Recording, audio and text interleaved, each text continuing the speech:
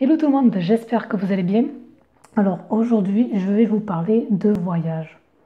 Souvent quand on pense au voyage, on s'imagine découvrir des paysages comme sur les cartes postales, nager avec les dauphins, faire un saut en parachute, yes, non, ce bling bling et tout ça, non. Moi je vais vous parler du voyage à travers soi-même.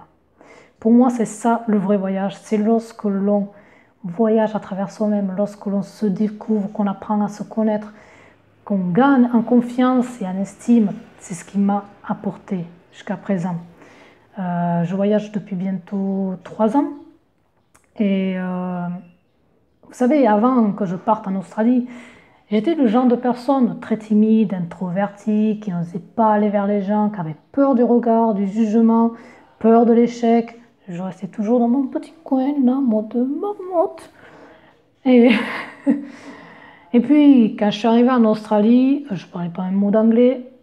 Quand on cherche son chemin, je suis en train encore de m'imaginer, moi, à la station de métro, en train de regarder, je ne sais pas, est-ce que ce train va là? Et puis, avec mon petit anglais bien, on râlait pas querette, demander, est-ce que ce métro va bien à tel endroit?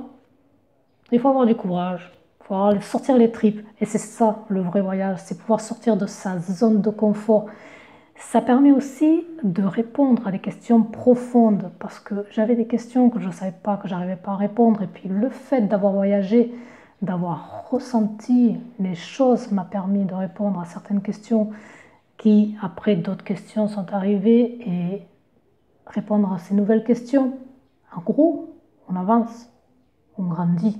Et c'est ça, c'est un vrai moteur, le voyage. Ça permet de grandir, ça permet d'évoluer.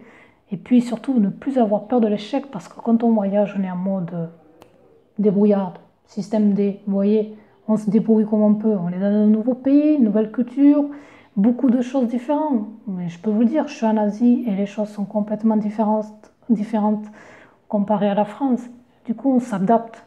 On s'adapte à leur culture, au matériel, aux choses, à la langue.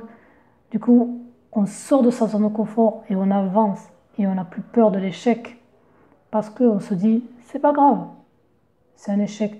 Moi, je préfère dire j'ai essayé, ça n'a pas marché, que de me dire j'ai pas essayé.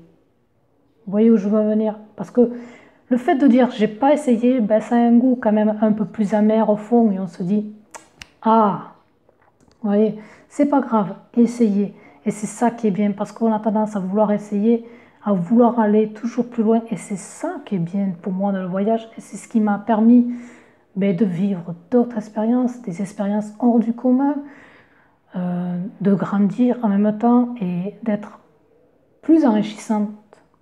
Une personne un peu plus enrichissante parce que on apprend également, on apprend sur soi-même, on apprend beaucoup de choses.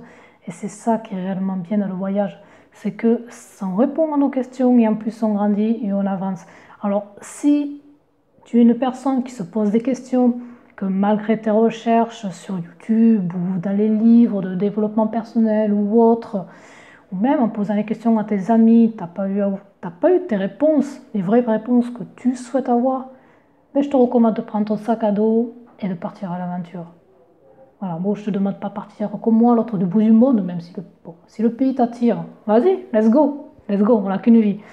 Mais vas-y, pars à l'aventure parce que voyager, c'est réellement enrichissant.